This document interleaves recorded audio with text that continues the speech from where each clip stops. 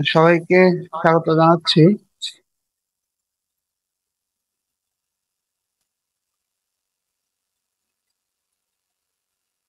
আমাদের আজকের যে আলোচনার বিষয়বস্তু সেটি হচ্ছে প্রাদেশিক নির্বাচন, লাহোর প্রস্তাব, দুর্ভিক্ষ। দুর্ভিক্ষ বলতে আসলে 1943 যে দুর্ভিক্ষ হয়েছিল সেটি আহ, বোঝাচ্ছে। এরপরে আছে 1946-এর নির্বাচন এবং সোহরাওয়ার্দীর মন্ত্রিসভা, পাকিস্তান আমল, ভাষা আন্দোলন। খুবই ইম্পর্টেন্ট বিষয়গুলো। বিভিন্ন পরীক্ষায় এখান থেকে অনেক প্রশ্ন আসে, বিশেষ করে এই যে ভাষা আন্দোলন, দুর্ভিক্ষ যে হয়েছিল এখান থেকে প্রশ্ন আসে। এরপরে প্রাদেশিক নির্বাচন, এখান থেকে প্রশ্ন আসে। তো আমরা এক এক করে শুরু করি।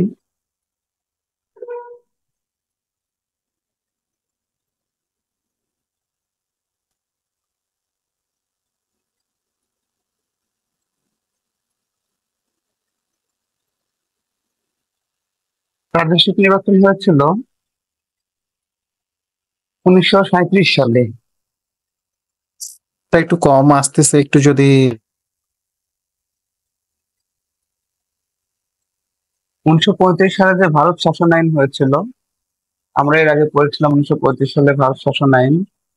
সেই আলোক 1937 সালে শীতকালে এই ভারত উপমহাদেশের 11টি জায়গায়, অর্থাৎ 11টি প্রদেশে ওনার ব্রিটিশ ভারতের অধীনে নির্বাচন অনুষ্ঠিত হয়েছিল। এখানে মোট 169টি আসন ছিল।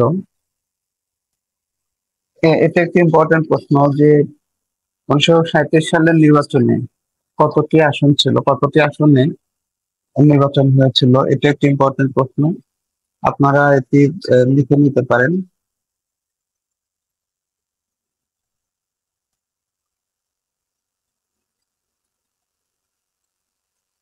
এটি গুরুত্বপূর্ণ যে কতটি আসনে ইয়া হয়েছিল, নির্বাচন হয়েছিল। এবং এখানে কংগ্রেস পেয়েছিল 60টি আসন, মুসলিম লীগ পেয়েছিল 59টি আসন, এবং কৃষক প্রজা পার্টির নেতৃত্বে ছিলেন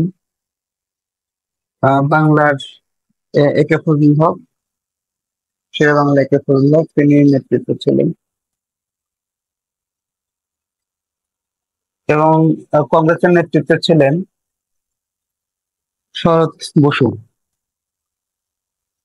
এই যে নির্বাচন হলো, এই নির্বাচন 169টি আসনের মধ্যে এখানে একক সংখ্যাগরিষ্ঠতা কেউ পায়নি,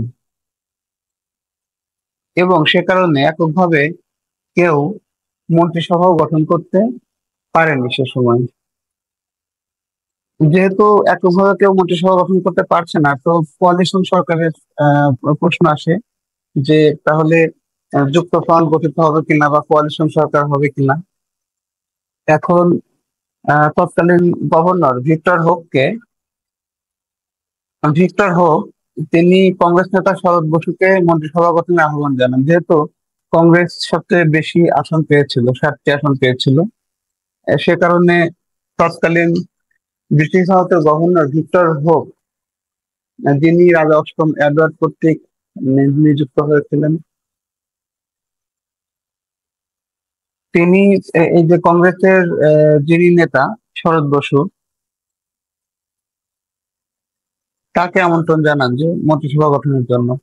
কিন্তু তিনি আসলে মন্ত্রিসভা এককভাবে তো পারবেন না, তিনি যৌথভাবে একে ফজলুল হকের সাথে আহ, করতে রাজি হলেন না। একে ফজলুল হক যদিও রাজি ছিলেন, কৃষক প্রজা পার্টি, কিন্তু শরৎ বসু রাজি না হওয়ায় আসলে সরকার গঠনে ব্যর্থ হন। পরবর্তীতে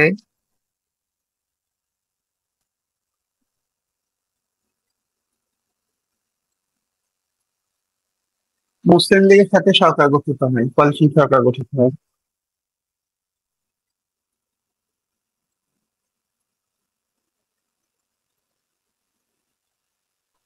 তাহলে এখানে যে ইম্পর্টেন্ট প্রশ্ন সেটা হচ্ছে যে 1937 সালে প্রাদেশিক নির্বাচনে মোট কতটি আসনে নির্বাচন অনুষ্ঠিত হয়েছিল? উত্তরটি হবে 169টি আসন।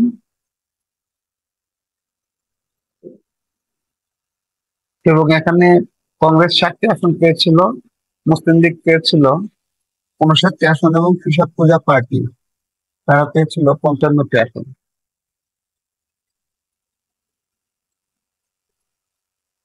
এরপর আমরা আসি আমাদের পরবর্তীতে যে লাহোর প্রস্তাবটি আরো একটি খুবই গুরুত্বপূর্ণ ঘটনা। এবং বিভিন্ন চাকরির পরীক্ষায় লাহোর প্রস্তাব থেকে রেগুলারই প্রশ্ন আছে। লাহোর প্রস্তাব আসলে আহ, প্রথমত এই যে 1939 সালে যে দ্বিজাতি তত্ত্ব ঘোষিত হয়েছিল, এটি অন্যতম একটি বিষয়। পাকিস্তানের গভর্নর জেনারেল মোহাম্মদ আলী জিন্নাহ তিনি 1939 সালে দ্বিজাতি তত্ত্ব ঘোষণা করেন।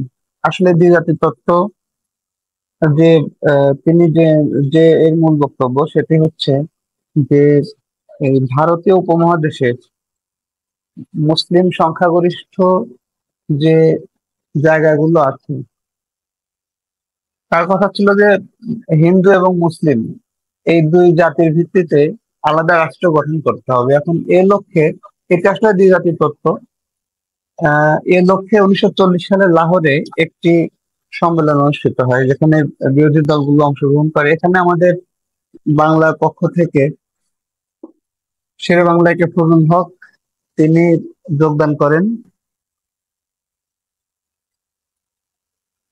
এটি হয়েছিল 1940 সালের 23শে মার্চ, লাহোরে হয়েছিল।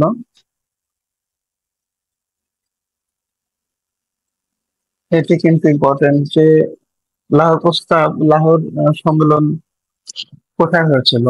1940 সালের 30শে মার্চ লাহোরে। এবং এখানে আরেকটি যে বিষয় ইম্পর্টেন্ট, সেটা আমরা দেখি যে দ্বিজাতি তত্ত্ব দ্বিজাতি তত্ত্ব ঘোষণা করেছিলেন কে? বিভিন্ন সময় প্রশ্ন আসে। খুব ইম্পর্টেন্ট প্রশ্ন যে মোহাম্মদ আলী জিন্নাহ দ্বিজাতি তত্ত্ব ঘোষণা করেছিলেন এবং কত সালে ঘোষণা করেছিলেন? এটা ইম্পর্টেন্ট, 1939 সালে। এখন এই যে 1940 সালে লাহোর সম্মেলন হলো 23শে মার্চ, সেখানে লাহোর সম্মেলনের যে প্রস্তাবগুলো এসেছিল এর মধ্যে এই প্রস্তাবগুলো হচ্ছে যে ভৌগোলিক অবস্থান অনুযায়ী সন্নিহিত যে স্থানগুলো আছে সেগুলোকে অঞ্চল হিসেবে চিহ্নিত করতে হবে এবং ভারত ও ভারতীয় উপমহাদেশের উত্তর পশ্চিম এবং পূর্বাঞ্চলীয় মুসলমান সংখ্যাগরিষ্ঠ অঞ্চল নিয়ে। আমরা জানি যে ভারতে সংখ্যাগরিষ্ঠ হচ্ছে হিন্দু। বর্তমান যে ভারত, সেটার সংখ্যাগরিষ্ঠতা অবশ্যই হিন্দু। এবং পাকিস্তান মুসলিম, আবার আমাদের বাংলাদেশে মুসলিম মুসলিম সংখ্যাগরিষ্ঠ। তো ভারতীয় উপমহাদেশের এই যে আহ, মুসলিমরা বসবাস করত, একটা হচ্ছে উত্তর পশ্চিম এলাকায়, যেটি এখন পাকিস্তান হয়েছে, এবং পূর্বাঞ্চল। পূর্বাঞ্চল বলতে তো আসলে পূর্ব বাংলা ছিল, আমরা সেটা সবাই জানি। পূর্ব বাংলা এখন বর্তমানে বাংলাদেশ। তো এই এরিয়া নিয়ে মুসলমানরা যেখানে সংখ্যাগরিষ্ঠ, সেই এরিয়াতে, সেই এরিয়া নিয়ে বা অঞ্চল সমূহ নিয়ে আলাদা আলাদা স্বাধীন রাষ্ট্র গঠনের প্রস্তাব দেওয়া হয়। এবং বলা হয় যে যদি প্রয়োজন হয় তাহলে এই মুসলিম সংখ্যাগরিষ্ঠ এলাকাগুলোর সীমানাও পরিবর্তন করতে হবে এবং এসব এই স্বাধীন রাষ্ট্রের প্রদেশ বা অঙ্গরাষ্ট্রগুলোর স্বায়ত্তশাসন দিতে হবে। এই রাষ্ট্রগুলোর স্বায়ত্তশাসন দিতে হবে। এই রাষ্ট্রগুলো হবে সার্বভৌম, স্বাধীন ও সার্বভৌম। আমাদের এই স্বাধীনতা অর্জন করতে কিন্তু আবারও রক্ত ঝরাতে হয়েছিল। আমরা জানি যে 1971 সালে আমরা বহু লক্ষ প্রাণের বিনিময়ে এই স্বাধীন সার্বভৌমত্ব অর্জন করেছিলাম, যেটি রাষ্ট্রের যে উপাদান স্বাধীন সার্বভৌমত্ব এটি অন্যতম উপাদান। সেটা আমাদের অর্জন করতে হয়েছিল 1971 সালে।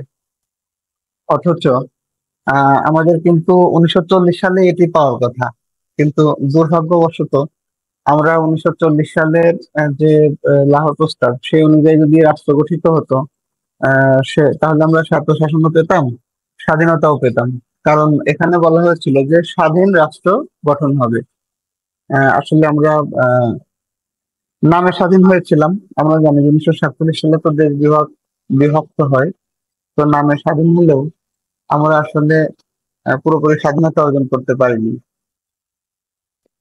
এবং আরো বলা হয় যে সংখ্যালঘু সম্প্রদায়গুলোর সঙ্গে পরামর্শ করে তাদের অধিকার ও স্বার্থ সংরক্ষণের জন্য যে সংবিধান প্রণয়ন হবে সেই সংবিধানে আহ বিধান রাখা হবে, যে বিধানগুলো আসলে পর্যাপ্ত কার্যকর ও বাধ্যতামূলক বিধান হবে। তাহলে লাহোর প্রস্তাবের যে মূল বৈশিষ্ট্য হলো সেটি হচ্ছে যে উপমহাদেশের যে উত্তর পশ্চিমাঞ্চল এবং পূর্বাঞ্চলে মুসলমান সংখ্যাগরিষ্ঠ এরিয়া বা অঞ্চল, এই অঞ্চল সমূহ নিয়ে একটি স্বাধীন রাষ্ট্র, এক বা একাধিক স্বাধীন রাষ্ট্র গঠন করা হবে এবং এই স্বাধীন রাষ্ট্রের স্বায়ত্তশাসন দিতে হবে এবং সার্বভৌমত্ব থাকবে। এবং এখানে যেসব সংখ্যালঘু সম্প্রদায় আছে, যেমন পূর্ব বাংলায় তো আমরা মুসলমানের পাশাপাশি আরো অন্যান্য ধর্মের লোকও আছে, তাহলে তাদেরও তো স্বার্থ সংরক্ষণের প্রয়োজন রয়েছে। সে কারণে তাদের এই যে সংখ্যালঘু সম্প্রদায়, এসব সম্প্রদায়ের অধিকার ও স্বার্থ সংরক্ষণের জন্য সংবিধানে বিধান রাখতে হবে। আমরা বর্তমানে বাংলাদেশে কি দেখি যে আমাদের যে পূর্বাঞ্চলের তিনটি পার্বত্য জেলা আছে, বান্দরবান, খাগড়াছড়ি এবং রাঙ্গামাটি, সেখানে কিন্তু বিভিন্ন সংখ্যালঘু সম্প্রদায় থাকে। আমরা আসলে আহ যাদেরকে উপজাতি বলি বা আদিবাসী বলি, এটা নিয়ে যদিও তাদের মধ্যে অনেক কনফিউশন ঠিক বলবো না, তারা এটাকে মানতে চায় না। তারা, আমরা যে ক্ষুদ্র নৃগোষ্ঠী বলি আমাদের সংবিধানে তাদেরকে ক্ষুদ্র নৃগোষ্ঠী হিসেবে বলা হচ্ছে বা উল্লেখ আছে, কিন্তু তারা বলে যে আমরা ক্ষুদ্র নৃগোষ্ঠী নয়, আমরা আদিবাসী, আমরা এই পাহাড়ের আদিবাসী। আবার কিছুদিন আগে যে আমাদের জুলাই বিপ্লব হলো, এই জুলাই বিপ্লবে তারা বলেছে যে আমরা বাঙালি না, আমরা বাংলাদেশি। তো এখানে তাদের এই যে বিভিন্ন স্বার্থ নিয়ে আমরা 1900 এই যে এখানে যে পার্বত্য চট্টগ্রাম শান্তি চুক্তি হয়েছিল 1997 সালে, এই শান্তি চুক্তিও তারা বলে যে বাস্তবায়ন হয়নি। তো যাই হোক, এই যে তাদের অধিকার ও স্বার্থ সংরক্ষণ এই বিষয়টি খুব ইম্পর্টেন্ট এবং এটি সংবিধানে রাখার জন্য 1940 সালে লাহোর প্রস্তাবে আহ এটি প্রস্তাব করা হয়েছিল এবং এটি অন্যতম বৈশিষ্ট্য।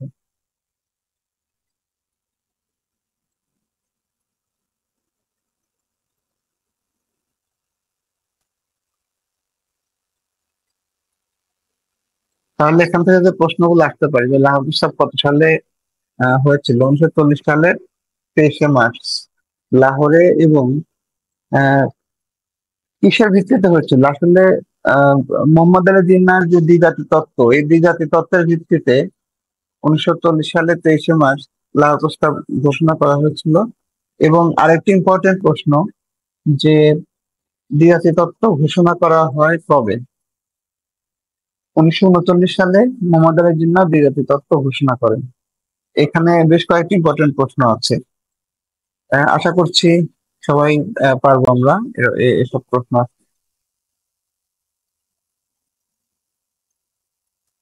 এরপরে আছে এই যে 1943 সালের দুর্ভিক্ষ,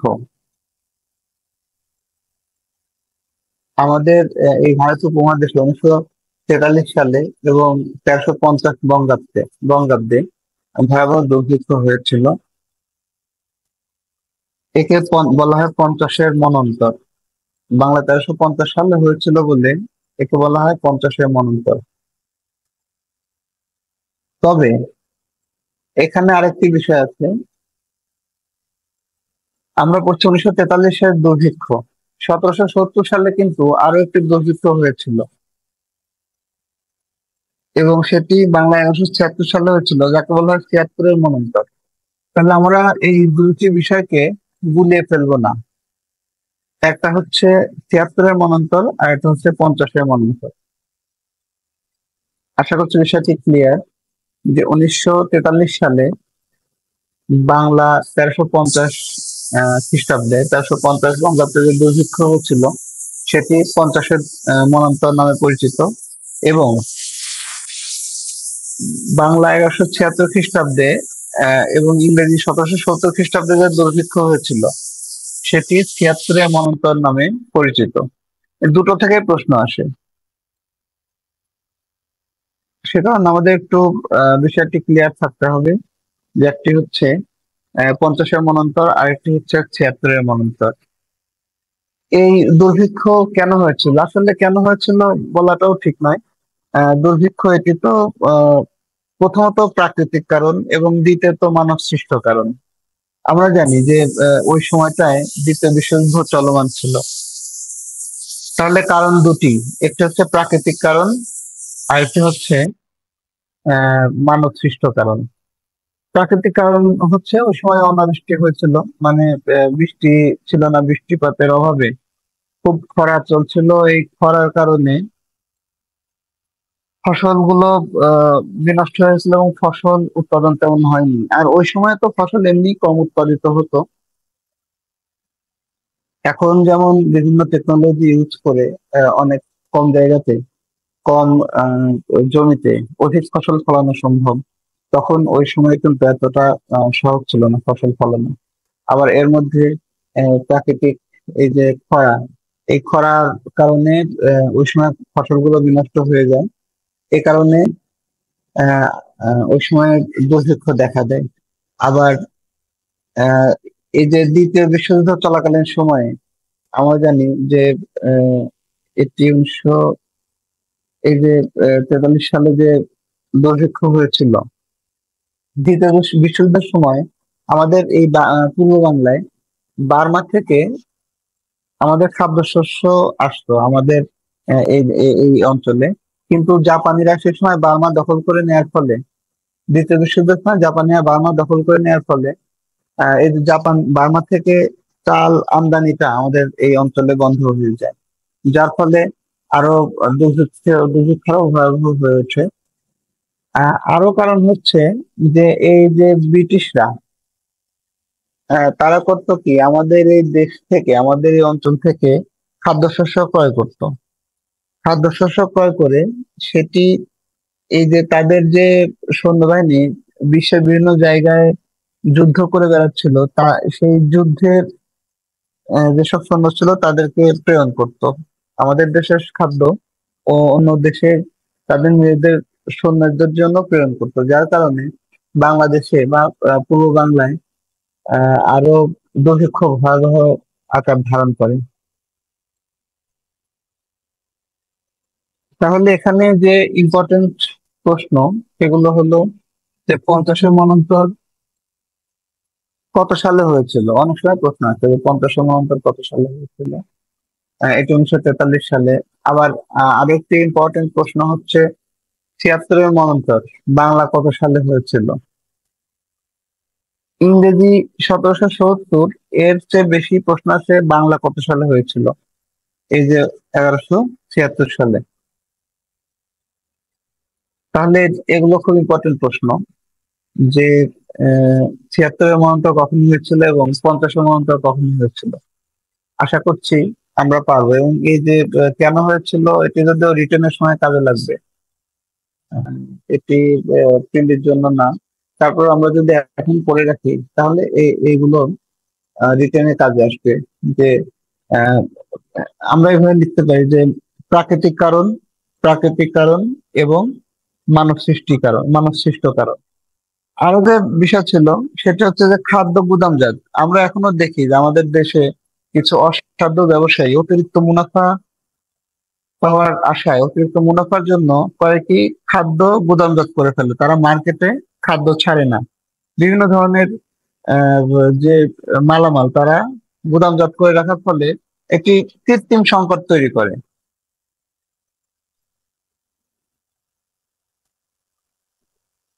কৃত্রিম সংকট তৈরি করে এই যে মূল্য বৃদ্ধি করে। আমাদের দেশে রিসেন্ট পাস্ট কয়েক ইয়ার্সে আমরা দেখি যে আমাদের দ্রব্যমূল্য আসলে এমন ভয়াবহ পরিমাণে বেড়ে গিয়েছে যে এই যে সাধারণ খেটে খাওয়া মানুষ এবং নিম্ন আয়ের যে লোকজন, তাদের জীবন জীবিকা পরিচালনা খুব দুর্বিষহ হয়ে গিয়েছে, অনেক কঠিন হয়ে গিয়েছে আসলে। তো এই খাদ্য গুদামজাত একটি অন্যতম কারণ, এটি মানব সৃষ্ট কারণের মধ্যে পড়ে। তাহলে একটি প্রাকৃতিক কারণ অনাবৃষ্টি আমাদের একটি রিটেনে কাজে আসবে, এবং বাকিগুলো মানব সৃষ্ট কারণ। যে বিশ্বযুদ্ধ চলাকালীন যে চাল আমদানি বন্ধ হয়ে যায় এবং ব্রিটিশদের কর্তৃক আমাদের দেশের খাদ্যশস্য ক্রয় করে বাইরে প্রেরণ করা, এটিও অন্যতম কারণ। এবং যে খাদ্য গুদামজাত, যেহেতু যে সময় আমরা দেখি স্বাভাবিকভাবে যে সময়ে এই যে খাদ্যশস্যের সংকট হয় তখন দাম বেড়ে যায়। এই যে সামনে আমাদের রমজান মাস আসছে, এর রমজান মাসেও দেখবো যে আমাদের অনেক খাদ্যদ্রব্যের দাম বেড়ে গেছে। আসলে এটি কাম্য নয়। অনেক মুসলিম রাষ্ট্রে এই সময় খাদ্যের দ্রব্যের দাম কমানো হয়, আর আমাদের দেশে দুর্ভাগ্যজনক ভাবে ব্যবসায়ীরা অতিরিক্ত মুনাফার আশায় খাদ্যদ্রব্যের দাম আরো বৃদ্ধি করেন। তো যাই হোক, এখানকার ইম্পর্টেন্ট প্রশ্নগুলো আমরা পেয়ে গিয়েছি। আশা করছি আমরা সঠিক অ্যান্সার দিতে পারবো প্রশ্ন আসলে। এরপরে আছে 1946-এর নির্বাচন। 1946 সালে প্রাদেশিক পরিষদের নির্বাচন হয়েছিল, এবং 1937 সালে একটি প্রাদেশিক পরিষদের নির্বাচন হয়েছিল। ওখানে আহ যেমন পূর্ব বাংলার শের বাংলাকে ফজলুল হক মন্ত্রিসভা গঠন করেছিলেন, তেমনি 1946 সালের নির্বাচনে আহ এই যে আবুল হাশেম এবং হোসেন শহীদ সোহরাওয়ার্দী, তারা তাদের নেতৃত্বে মুসলিম লীগ জয়লাভ করে, এবং এ সময় মুসলিম লীগ মন্ত্রিসভা গঠন করে।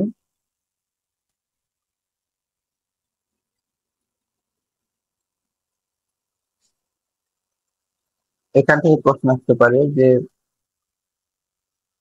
মুসলিম 1946 নির্বাচনে কোন জোট জয়লাভ করেছিল বা কোন দল জয়লাভ করেছিল? এটি মুসলিম লীগ হবে, এবং এই যে মন্ত্রিসভা গঠন করেন, আসলে এটি ছিল অবিভক্ত বাংলার শেষ মন্ত্রিসভা। এবং এরপরে 1943 সাল, তো এরপরে তো আসলে ভারত দুই ভাগে বিভক্ত হয়ে যায়, ভারতীয় উপমহাদেশ। আমরা জানি 1947 সালে দেশ বিভক্ত হয়।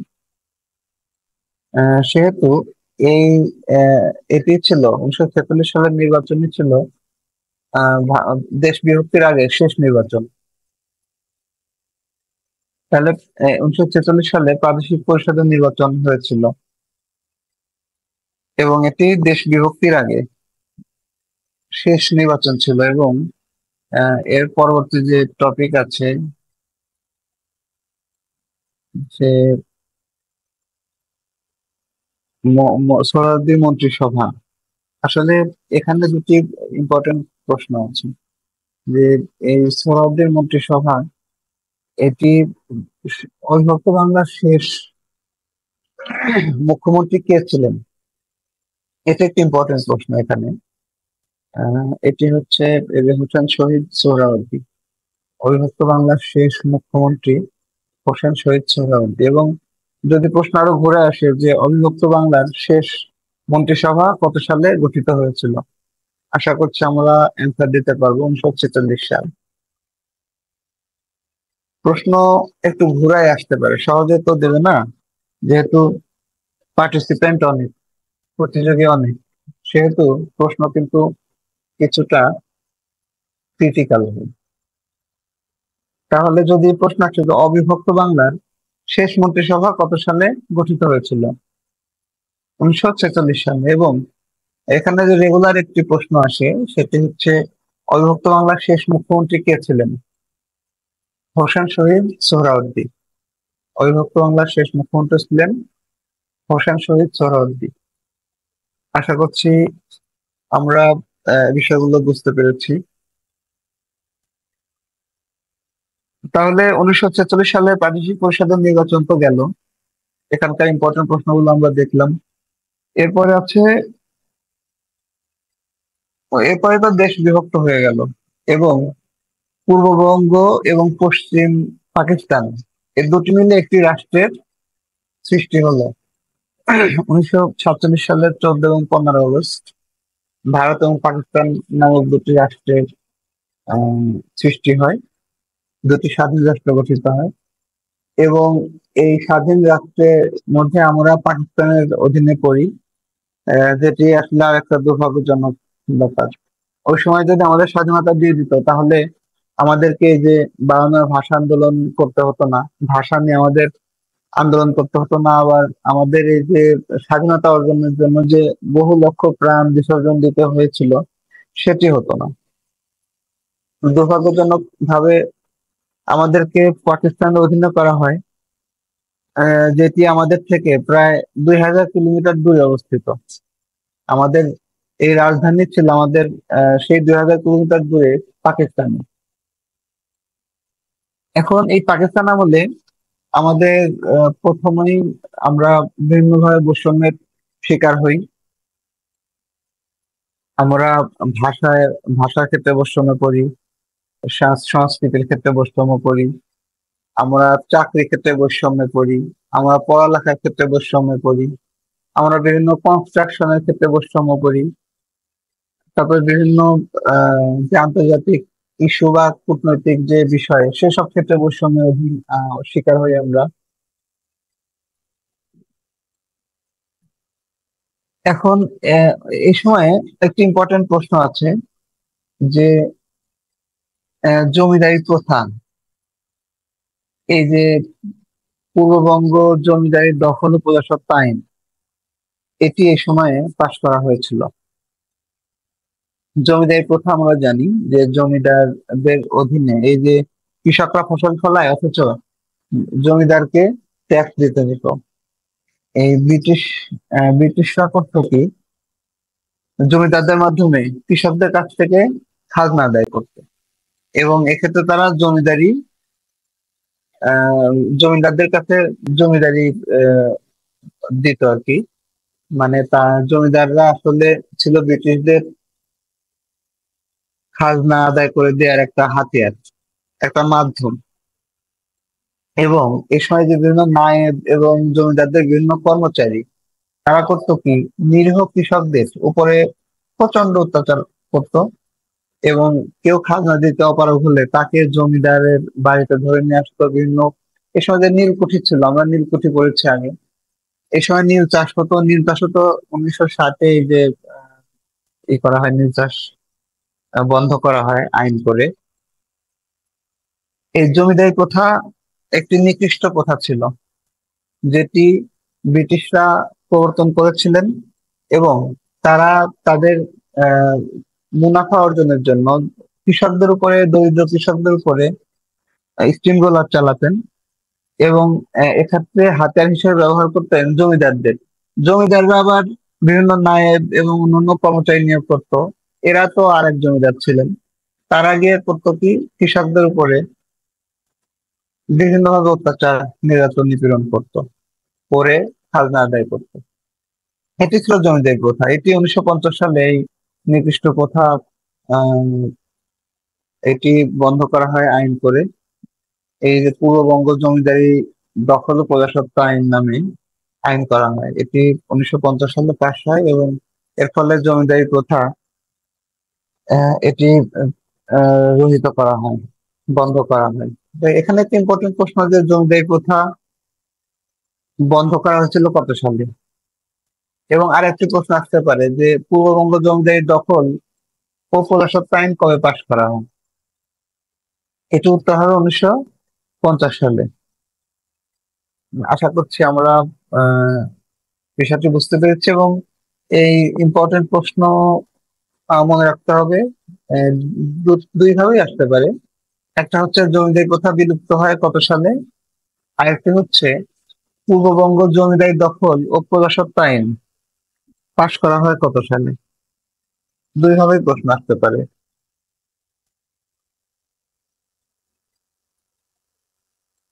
এরপর আছে ভাষা আন্দোলন।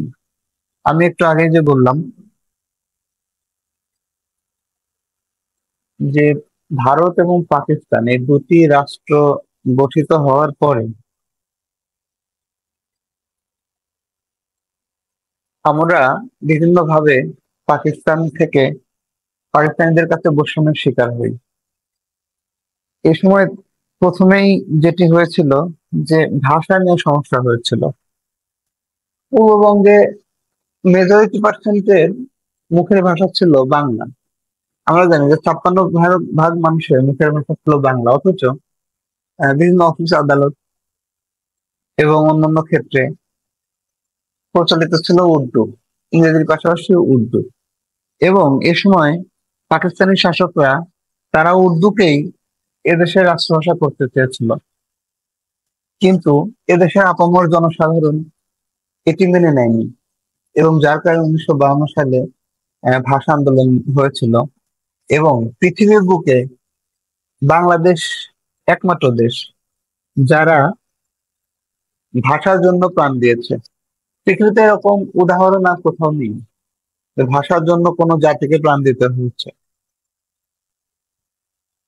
এ আমি বলেছিলাম একটু আগেই যে আসলে ভারত এবং পাকিস্তান দুটি রাষ্ট্রের সৃষ্টি হয় 1947 সালে। এবং দেখা যায় যে পাকিস্তান এবং পাকিস্তানের দুটি অংশ, একটি পূর্ব পাকিস্তান আর একটি পশ্চিম পাকিস্তান, এবং এর মাঝখানে ভারত। ভারত তো বিশাল রাষ্ট্র, ভারত হচ্ছে বিশ্বের সপ্তম বৃহত্তম দেশ। তাহলে এই বিশাল একটি রাষ্ট্র, এটি আমাদের এই দেশের মাঝখানে অবস্থিত, এবং বাংলাদেশ থেকে পাকিস্তানের দূরত্ব প্রায় 1243 মাইল। এই বিশাল দূরত্ব, এই যে 2000 কিলোমিটার দূরত্ব প্রায়, এই দূরত্বের কারণে আসলে বিভিন্ন ভাবে এই যে আমরা বঞ্চিত হয়েছি, বিভিন্ন বঞ্চনার শিকার হয়েছি, বৈষম্যের শিকার হয়েছি। পাকিস্তানের যে শাসকরা ছিলেন, তারা বিভিন্ন ভাবে আমাদেরকে শোষণ করতে চেয়েছেন। এবং এই যে ভাষা আন্দোলন যে শুরু, সেটি ছিল আসলে আহ, আহ, অনেক আগে, 1952 সালে ভাষা আন্দোলন হলেও এর বীজ কিন্তু নিহিত ছিল আরো আগে, সেই 1917 সালের দেশ বিভক্তের পর থেকে।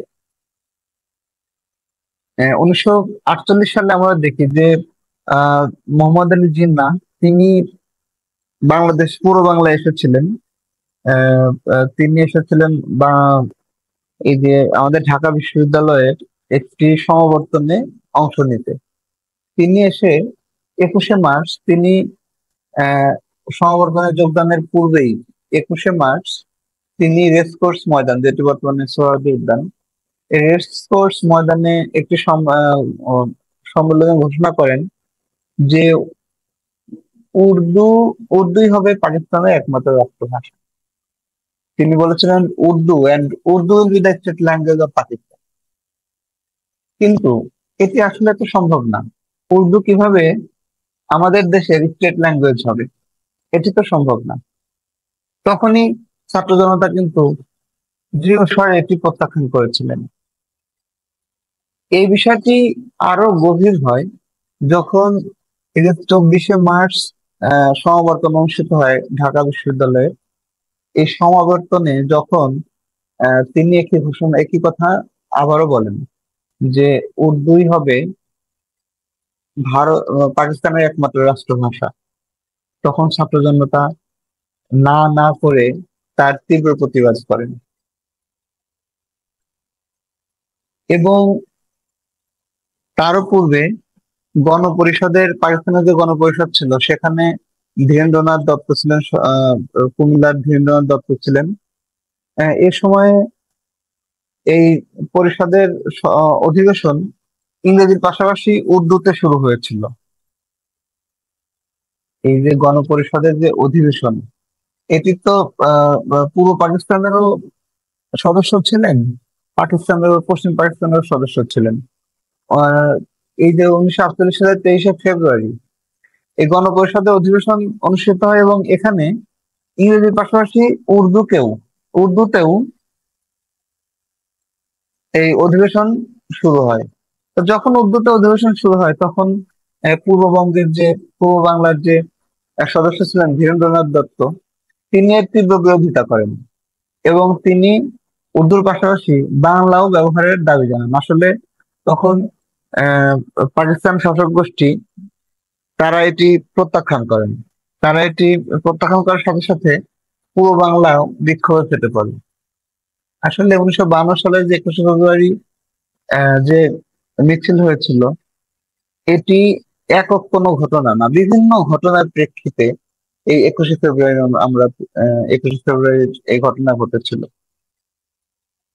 এভাবে আস্তে আস্তে বিভিন্ন ভাবে পূর্ববঙ্গের মানুষের মনে অসন্তোষ দানা বাঁধতে থাকে এবং তারা বিভিন্ন ভাবে সরকারের বিরুদ্ধাচরণ করে এবং বিভিন্নভাবে মিছিল মিটিং শুরু করে।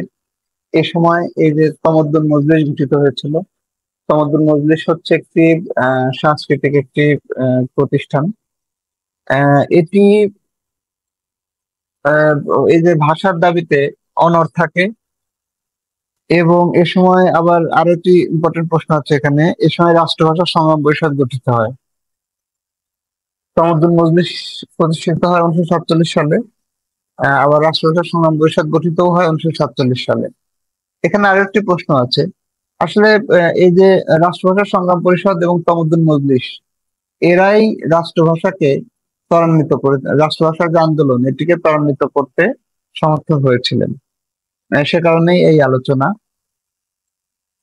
এই সময় এই যে রাষ্ট্রভাষা সংগ্রাম পরিষদ গঠিত হয়েছিল, এটি গঠিত হয়েছিল শামসুল আলম, আবুল খায়ের এবং এই যে অলি আহাদ এদের নেতৃত্বে। আর এখানে আরো একটি ইম্পর্টেন্ট প্রশ্ন হচ্ছে, এই রাষ্ট্রভাষা সংগ্রাম পরিষদের আহ্বায়ক, প্রথম আহ্বায়ক কে ছিলেন? ফান্ডিং আহ্বায়ক ছিলেন নুরুল হক ভূঁইয়া। এবং এখানে আরো একটি ইম্পর্টেন্ট প্রশ্ন আছে যে তমদ্দুন মজলিসের প্রতিষ্ঠাতা কে ছিলেন? তমদ্দুন মজলিসের প্রতিষ্ঠাতা ছিলেন ঢাকা বিশ্ববিদ্যালয়ের পদার্থবিজ্ঞান বিভাগের অধ্যাপক আবুল কাশেম।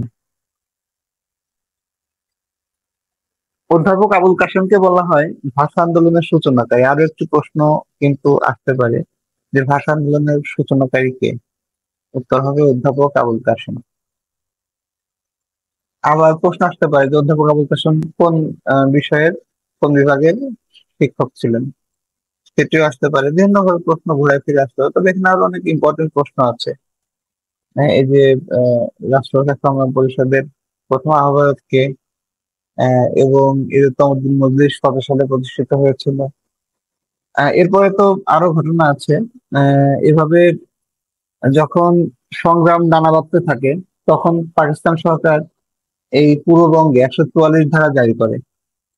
144 ধারা জারি করার ফলে সকল প্রকার মিছিল মিটিং বন্ধ ঘোষণা করে। কিন্তু এই পাকিস্তান সরকারের এই সিদ্ধান্ত এদেশের জনগণ মেনে নেয়নি। তারা 144 ধারা ভঙ্গ করে মিছিল বের করে এবং এই যে ঢাকা বিশ্ববিদ্যালয়ের কলাভবন থেকে শুরু করে আমতলা আছে কলাভবনের, এখন তো সেটি ওই সময় ছিল এটি আহ, ঢাকা মেডিকেল কলেজের ওখানে। আপনারা যারা আহ, ওখানে গেছেন তারা দেখেছেন ঢাকা মেডিকেল কলেজ এখন আমতলা এখনো বিদ্যমান।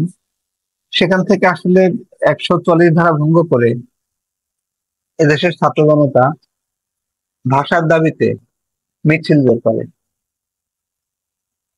কিন্তু মিছিল একটু অগ্রসর হওয়ার পর পুলিশ মিছিলে গুলি করে এবং সাথে সাথে আমরা জানি যে রফিক, শফিক, বরকত, জব্বার, শফিক সহ আরো অনেকেই নিহত হন এবং আরো অনেকে আহত হন। এবং এই সময়ে এর দাবিতে এই ঘটনার আহ, এই দেশের পূর্ববঙ্গ প্রচন্ড বিক্ষোভে ফেটে পড়ে এবং পরবর্তী দিনেও রাজশাহী সহ বিভিন্ন জায়গায়, এই পূর্ব বাংলার বিভিন্ন জায়গায় এই ঘটনা যখন ছড়িয়ে পড়ে, এই খবর যখন সবাই শোনে, তখন তারাও আহ এই বিক্ষোভ কর্মসূচি চালু করে। এবং রাজশাহীতে আমরা জানি, রাজশাহী ইউনিভার্সিটির আমাদের রাজশাহী ইউনিভার্সিটির তৎকালীন যে প্রক্টর ছিলেন শামসুজ্জামান স্যারকেও গুলি করে হত্যা করা হয়। এবং এর প্রেক্ষিতে ছাত্রদের আন্দোলন দমানো যায়নি এবং সর্বশেষে পাকিস্তান সরকার বাংলাকে রাষ্ট্রভাষা হিসেবে স্বীকৃতি দিতে রাজি হয় এবং উর্দু এবং বাংলা দুটিকেই রাষ্ট্রভাষা হিসেবে স্বীকৃতি দিয়ে থাকে। তবে স্বীকৃতি পেলেও এটি কিন্তু আসলে সাংবিধানিক ভাবে স্বীকৃত হয়নি। পরবর্তীতে 1956 সালে যখন পাকিস্তানের সংবিধান রচনা করা হয়, তখন বাংলা এবং উর্দুকে রাষ্ট্রভাষা হিসেবে স্বীকৃতি দেওয়া হয়, লিখিত স্বীকৃতি দেওয়া হয়। আসলে এই লিখিত স্বীকৃতিটা আমাদের প্রয়োজন ছিল এবং এটি 1956 সালের সংবিধানে এই লিখিত স্বীকৃতি দেওয়া হয়। সেজন্য এখানে আরেকটি ইম্পর্টেন্ট প্রশ্ন হচ্ছে যে এই যে বাংলাকে রাষ্ট্রভাষা হিসেবে স্বীকৃতি দেওয়া হয় কবে, আহ, কত সালে এই সংবিধান প্রণীত হয়? 1956 সালে এই সংবিধান প্রণীত হয়। সেটা একটি ইম্পর্টেন্ট প্রশ্ন। এবং 1956 সালের সংবিধানেই বাংলাকে রাষ্ট্রভাষার স্বীকৃতি দেয় পাকিস্তান সরকার। আর আমাদের এই মাতৃভাষা, আমাদের যে বাংলা, এই বাংলাকে প্রতিটা দেশ, এই যে আমাদের আন্তর্জাতিক মাতৃভাষা দিবস আমরা জানি, আমাদের 21শে ফেব্রুয়ারি সামনে আসছে। 21শে ফেব্রুয়ারিকে আন্তর্জাতিক ভাবেও স্বীকৃতি দেওয়া হয়, যেটি স্বীকৃতি দেয় ইউনেস্কো। আমরা জানি জাতিসংঘের শিক্ষা বিজ্ঞান ও সাংস্কৃতিক ইনস্টিটিউট ইউনেস্কো। ইউনেস্কো 1999 সালের 17 নভেম্বর বাংলাকে আন্তর্জাতিক 21শে ফেব্রুয়ারিকে আন্তর্জাতিক মাতৃভাষা দিবস হিসেবে স্বীকৃতি দেয়। এবং এর পরের বছর বিশ্বের প্রায় 188টি দেশ আন্তর্জাতিক মাতৃভাষা দিবস হিসেবে 21শে ফেব্রুয়ারি এটি উদযাপন করে। তবে জাতিসংঘের একটি সংস্থা হচ্ছে ইউনেস্কো। ইউনেস্কোর পূর্ণরূপ হচ্ছে United Nation Educational, Scientific and Cultural Organisation. আমরা এই পূর্ণরূপ গুলো মনে রাখবো। জাতিসংঘের কিন্তু আরো সময় লাগে এই আন্তর্জাতিক মাতৃভাষা দিবসকে স্বীকৃতি দিতে। জাতিসংঘ আরো সময় নেয়, তারা 2008 সালের 5 ডিসেম্বর এই স্বীকৃতি প্রদান করে। এখন এখানে এই ভাষা আন্দোলনকে কেন্দ্র করে অনেক ইম্পর্টেন্ট প্রশ্ন আছে। আমরা এই যে একটু আগে আলোচনা করলাম যে রফিক, শফিক, সালাম, বরকত, জব্বার, শফিউর এরা শহীদ হন 21শে ফেব্রুয়ারি। এই সময়ে ছাত্ররা ঢাকা মেডিকেল কলেজের ওখানে শহীদ মিনার, ওই রাতে শহীদ মিনার নির্মাণ করে এবং এই শহীদ আহ শফিউরের পিতা প্রথম শহীদ মিনার উদ্বোধন করেন। এটা একটা ইম্পর্টেন্ট প্রশ্ন যে প্রথম শহীদ মিনারের, প্রথম বলছে এ কারণেই যে আসলে পাকিস্তান সরকার ওই শহীদ মিনারটি ভেঙে দিয়েছিল। আমরা বর্তমানে ঢাকা মেডিকেল কলেজে ওখানে যে শহীদ মিনার দেখি, এই শহীদ মিনারটি পরবর্তীতে নির্মাণ করা। প্রথম শহীদ মিনারটি আহ, ভেঙে দিয়েছিল পাকিস্তান সরকার। এবং 24 ফেব্রুয়ারি আহ শহীদ শফিউরের পিতা প্রথম এই শহীদ মিনারটি উদ্বোধন করেছিলেন। এটি আরেকটি ইম্পর্টেন্ট প্রশ্ন। আরো কয়েকটি প্রশ্ন আছে এ বিষয়ে। এই যে একুশের প্রথম কবিতা, প্রশ্ন আসে অনেক সময় যে একুশের প্রথম কবিতা কে লিখেছেন বা একুশের প্রথম কবিতা কি। একুশের প্রথম কবিতা কাঁদতে আসেনি, ফাঁসির দাবি নিয়ে এসেছি। এটি কবি মাহবুবুল আলম চৌধুরী এটি রচনা করেন, কবিতাটি লিখেন। আরো প্রশ্ন আছে এখানে, যে একুশের প্রথম গান কোনটি?